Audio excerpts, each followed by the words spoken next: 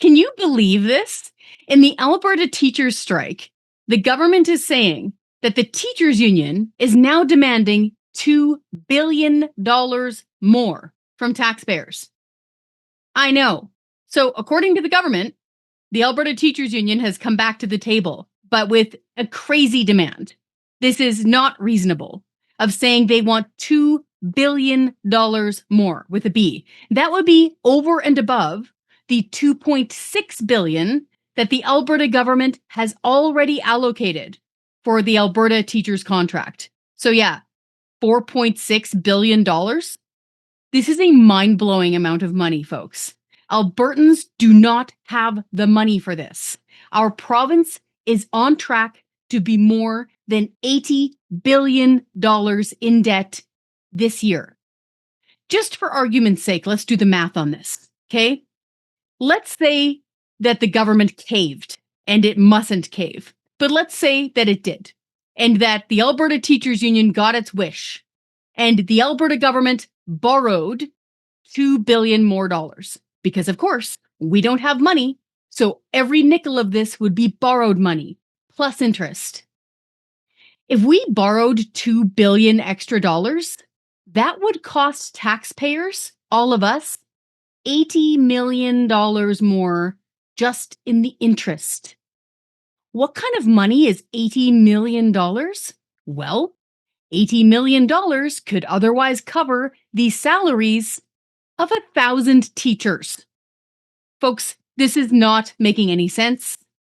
Alberta teachers apparently rejected a contract offer that would have made them the highest paid teachers in Western Canada. Yeah, apparently the contract they rejected would have started brand new teachers at $71,000 per year. And after 7 years on the job, teachers would already be making more than $100,000 a year. Making $100,000 a year to teach grade 7 social studies in a warm, well-lit daytime classroom for around 6 hours a day sounds pretty reasonable to most everyday hardworking Albertans. In fact, the average salary for all Albertans who are working is about $71,000 a year. That includes brain surgeons over here and brand new fast food workers just starting out over there. Right in the middle, $71,000. That's where Alberta teachers would have been starting if they had accepted this contract offer. But no, apparently, even though the government was offering that, even though apparently the government was offering to hire 3,000 new teachers, plus 1,500 new education workers, and they had already committed to building more than 100 schools across Alberta, the teachers' union still said no. And they've come back with, give us $2 billion more dollars. Folks, we can't afford this.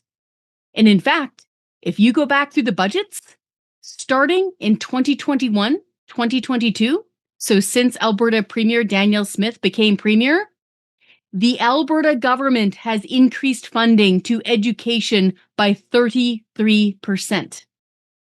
I'm going to say that again real slow. Since Danielle Smith became Premier of Alberta, the government has increased funding to education by 33%. Enough's enough, folks. Everyday hardworking Albertans cannot afford an extra $2 billion thrown on top of this already very generous deal that was offered to teachers. Danielle Smith, the Premier, she needs to dig her heels in on this, deep and good. She needs to know that it is right for them to be giving a refund to parents.